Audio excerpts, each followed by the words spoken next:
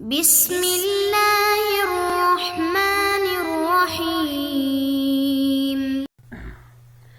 اللهم صل على سيدنا ومولانا محمد افضل صلواتك بعدد معلوماتك وبارك وسلم وصل عليه۔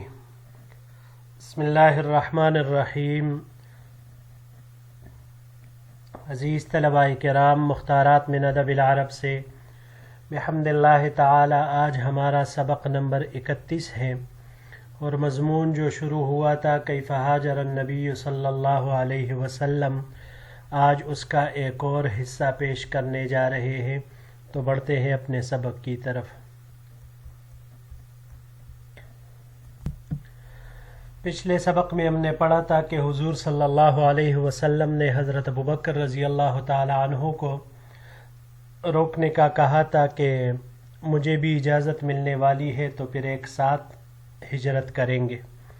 لہٰذا ابوبکر رضی اللہ تعالی عنہ اپنے گھر میں 2 اونٹنیوں کو پال رہے تھے اور چھپکے سے اس کے لیے چارے وغیرہ کا بندوبست کیا کرتے تھے۔ پھر ایک دن اچانک ظہر کے وقت، کہ جس وقت آپ صلی اللہ علیہ وسلم کے آنے کا عام طور پر معمول نہیں ہوتا تھا، آپ ابوبکر رضی اللہ تعالی عنہ کے ہاتھ تشریف لائے اور اندر آنے کی اجازت مانگی۔ جب آپ صلی اللہ علیہ وسلم کو اجازت ملی اور اندر داخل ہوئے تو آپ صلی اللہ علیہ وسلم نے حضرت ابوبکر رضی اللہ تعالی عنہ سے کہا کہ حکم آ چکا ہے ہجرت کا۔ تو ابوبکر رضی اللہ تعالیٰ عنہ نے اپنے بارے میں دریافت کیا تو آپ صلی اللہ علیہ وسلم نے فرمایا کہ آپ میرے ساتھ ہوں گے، لہٰذا انہوں نے اپنے ایک اونٹنی حضور صلی اللہ علیہ وسلم کو ہدیتاً اور عطیتاً پیش کرنا چاہی۔ آپ صلی اللہ علیہ وسلم نے کہا کہ آپ کی اونٹنی میں لوں گا، مگر اس کی قیمت میں آپ کو ضرور دوں گا۔ اب یہ سفر روانگی کا شروع ہوتا ہے تو اس کے بارے میں حضرت عائشہ رضی اللہ تعالیٰ عنہ اپنی روایت جاری رکھتے ہوئے فرماتی ہے، قالت عائشہ، تو حضرت عائشہ صدیقہ رضی اللہ تعالیٰ عنہ فرماتی ہے، فجہزنا احس الجہاز، ہم نے ان دونوں کے لیے جلدی سامان سفر تیار کیا، وصنعنا لہما سفرۃ فی جراب، اور ان کے لیے زاد راہ توشادان میں رکھا، فقطعت اسماء بنت ابی بکر قطعة من نطاقها فربطت به على فم الجراب فبذلك سمیت ذات النطاق۔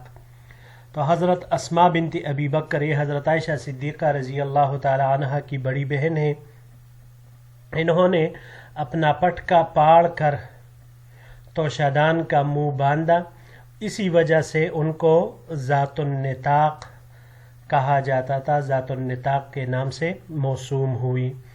قالت، حضرت عائشہ رضی اللہ تعالی عنہ فرماتی ہے، ثم لحق رسول اللہ صلی اللہ علیہ وسلم و ابو بکر بغار فی جبل ثور فکمن فیہ 3 لیال۔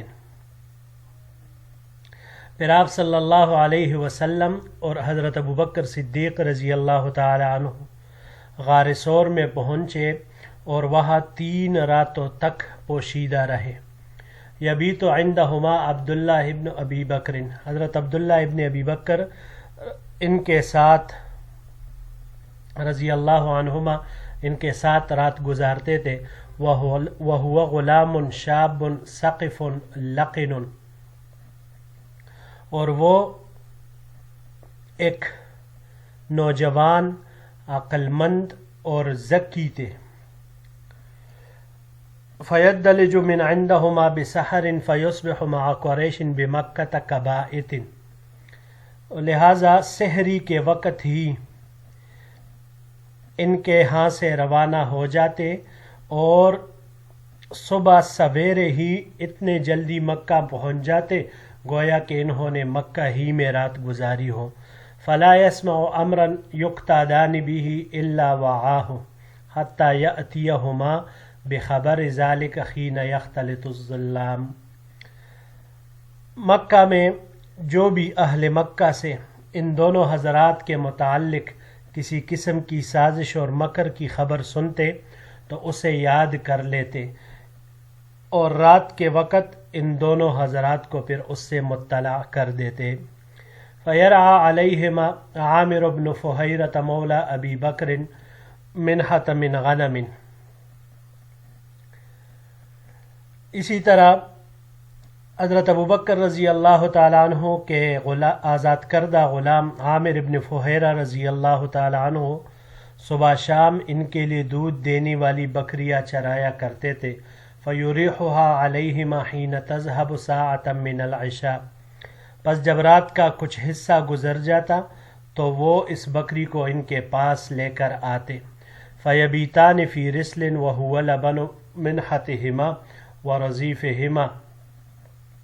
تو وہ دونوں حضرات اسی دودھ پر جو کہ تر و تازہ ہوتا تھا اور گرم دودھ ہوتا تھا آسودہ حال ہو کر رات گزار دیتے. حتی ینعق بها عامر بن فہیرہ بغلس. یہاں تک کہ صبح منہ اندھیرے ہی میں عامر ابن فہیرہ رضی اللہ تعالی عنہ اس بکری کو ہانک کر واپس لے جاتے. یفعل ذلک فی کل لیلۃ من تلک اللیالی الثلاث. ان تینوں راتوں میں ان کا یہی معمول اور دستور یہ رہا. جی یہاں پر الفاظ بہت زیادہ ہے ماشاءاللہ آج کے اس سبق میں اس سلائیڈ میں، تو لہٰذا صرف اسی پر اکتفا کریں گے اور کوشش کریں گے کہ انشاءاللہ اس کو پوری طرح پڑھیں. پہلا لفظ یہاں پر احسا حساسا سے ہے. یہ باب نصارہ سے حسن مصدر اس کا آتا ہے اور باب افعال سے احساسن. ان دونوں ابواب سے نصارہ اور افعال سے برانگیختہ کرنے اکسانے کے معنی میں یہ استعمال ہوتا ہے. اس کو اگر ہم باب تفعیل پر لے جائے تو باب تفعیل سے تحسیسن یہ بھی اکسانے کے معنی میں آتا ہے، اور باب افتعال سے احتساسن یہ برانگیختہ ہونا اس معنی میں آتا ہے. سفرتن سفرتن یہ دسترخوان کو بھی کہا جاتا ہے، زاد راہ کو بھی کہا جاتا ہے، زاد سفر کو بھی کہا جاتا ہے. جرابن جراب یہ وہ چمڑے کا برتن ہوتا تھا اس زمانے میں. اس کی جمع جربن بھی آتی ہے، جربن بھی آتی ہے، اور اجربتن یہ بھی اس کی جمع ممکن ہے. من نطاقہا نطاق نطق اس کی جمع آتی ہے، پٹکے کو کہا جاتا ہے. یہ کپڑے کا ایک ٹکڑا ہوتا ہے جس کو عموماً اس زمانے میں عورتیں کمر پر باندھتی تھیں، جس کا بالائی حصہ نچلے حصے پر اور نچلا حصہ زمین تک لٹکتا رہتا تھا. ایک قسم کا وہ ایک پیٹی یا کمر بند بھی اسے کہہ سکتے ہیں. یہ باب تفاعل سے یہاں پر استعمال ہوا ہے تنطقاً، اور باب افتعال سے انطاقاً کمر میں پٹکا باندھنا اس معنی میں. اس کو اگر ہم باب تفعیل سے لے لیں تنطیقاً تو کسی کو پٹکا باندھنے کے معنی میں پھر یہ آئے گا. اگلا لفظ فربطت ربطت یہ باب ضربا اور نصرہ سے ربطن مصدر اس کا آتا ہے باندھنے کے معنی میں. باب ضربا اور نصرہ دونوں سے یہ استعمال ہوتا ہے، باندھنا مضبوط کرنے کے معنی میں یہ آتا ہے. اس کو اگر ہم اور اسی طرح اس کا مصدر باب ضربہ سے رباطتن بھی آ سکتا ہے، مضبوط دل ہونا اس معنی میں. اس کو اگر ہم باب مفاعلہ سے لے لیں تو باب مفاعلہ سے مرابطتن یا رباطن دشمن کے سرحد کے پاس قیام کرنا، اور باب افتعال سے ارتباطن سرحد کی حفاظت کے لیے تیار رہنا اس معنی میں یہ آئے گا. اگلا لفظ ہے جی فکمنا کمنا باب سمعا اور نصرہ سے کمونن مصدر اس کا آتا ہے چھپنے کے معنی میں، اور اگر باب افعال پر اس کو لے جائے تو اکمن یکمن اکمانن یہ بھی چھپانے کے معنی میں آتا ہے، کمونن چھپنے کے معنی میں، اور باب افعال سے چھپانے کے معنی میں آتا ہے. اور باب تفاعل سے تکمنن پوشیدہ ہونے کے معنی میں یہ استعمال ہوتا ہے. سقفن سقفن سے قافتن باب سمعا اور کرومہ سے. سقفن سقفن سے قافتن تینوں طرح مصدر ذہین ہوشیار ہونے کے معنی میں یہ آتا ہے. اس کے علاوہ اگر ہم اس کو باب سمع نصر سے سقفن لے لیں قاف کے سکون کے ساتھ تو یہ دانائی میں غالب ہونے کے معنی میں پھر آئے گا. اس کے علاوہ اس کو جب ہم باب تفعیل سے لے لیں تسقیفن تو مہذب بنانے کے معنی میں آتا ہے. اور باب مفاعلہ سے مساقفتن دانائی میں غالب ہونے کی کوشش کرنا. لقن یہ باب سمعہ سے لقنن لقنتن دونوں طرح مصدر اس کا آ سکتا ہے بالمشافہ حاصل کرنا اور سمجھنا اس معنی میں. باب کرمہ سے یہاں پر یہ استعمال ہوا ہے لقانتن تیز فہم ہونا ذکی ہونا ہوشیار ہونا ان معانی میں. اور اگر باب افعال سے اس کو لیا جائے القانن تو جلدی سے یاد کرنے کے معنی میں یہ آتا ہے. اگلا لفظ فید دلجو دلج یدلجو یہ باب افعال سے یہاں پر استعمال ہوا ہے ادلاجن اور باب افتعال سے ادلاجن. پوری رات یا رات کے آخری پہر میں چلنا. اس کو اگر ہم باب ضربہ سے لے لیں تو باب ضربہ سے اس کا مصدر دلوجن آتا ہے کنویں سے پانی نکال کر حوض میں ڈالنا اس معنی میں یہ پھر استعمال ہوتا ہے. اگلا لفظ یقتادان قید سے باب ضربہ سے قیدن مصدر اس کا آتا ہے مکر و فریب کرنے کے معنی میں. یہاں یہ باب افتعال سے استعمال ہوا ہے اقتیادن ہیلا کرنا مکر و فریب کرنا. اگلا لفظ ہے وعاہ وعا یہ باب ضربہ سے وعین یاد کرنے کے معنی میں یہ آتا ہے.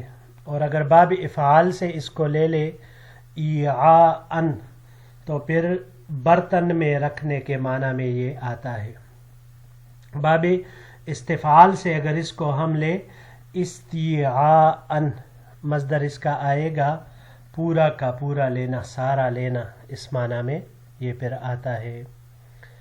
منحہ منحہ وہ بکری جو صبح اور شام دودھ دے اس کی جمع منائحن یا منحن آتی ہے. فیریحھا روحہ باب ضربہ سے ریحن بو محسوس کرنے کے معنی میں آتا ہے. اور باب نصرہ سے رواحن یہ شام کے وقت آنے جانے کو کہا جاتا ہے جس طرح غدوتاً صبح کے وقت آنے جانے کو تو اس طرح رواحن شام کے وقت آنے جانے کو کہا جاتا ہے. اور رواحن اگر باب سمعہ سے آ جائے تو پھر اس کا معنی ہوگا کشادہ ہونا.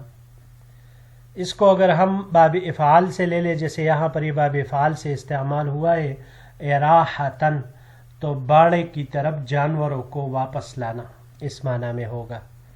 اور باب تفعیل کے ساتھ ترویحن ترویحن بالجماعت یعنی باجماعت تراویح پڑھانا.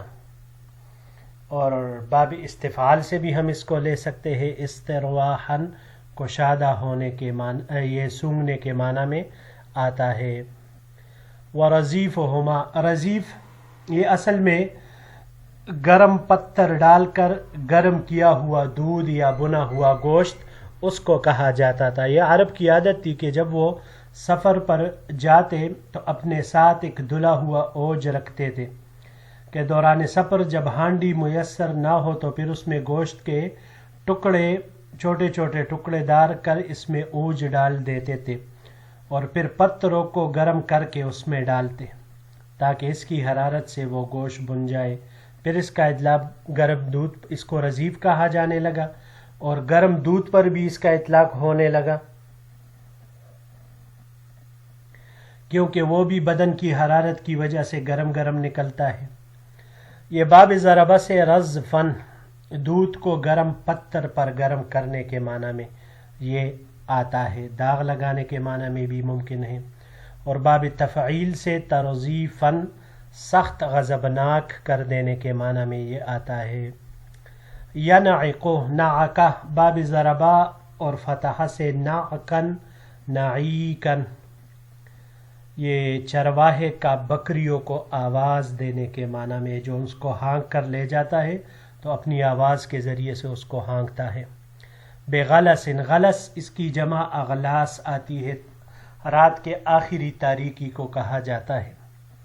یہ باب افعال سے یہاں پر استعمال ہوا ہے اغلاسن رات کی تاریکی میں چلنا، اور باب تفعیل سے تغلیسن تو آخر رات کی تاریکی میں کام کرنے کے معنی میں یہ آتا ہے.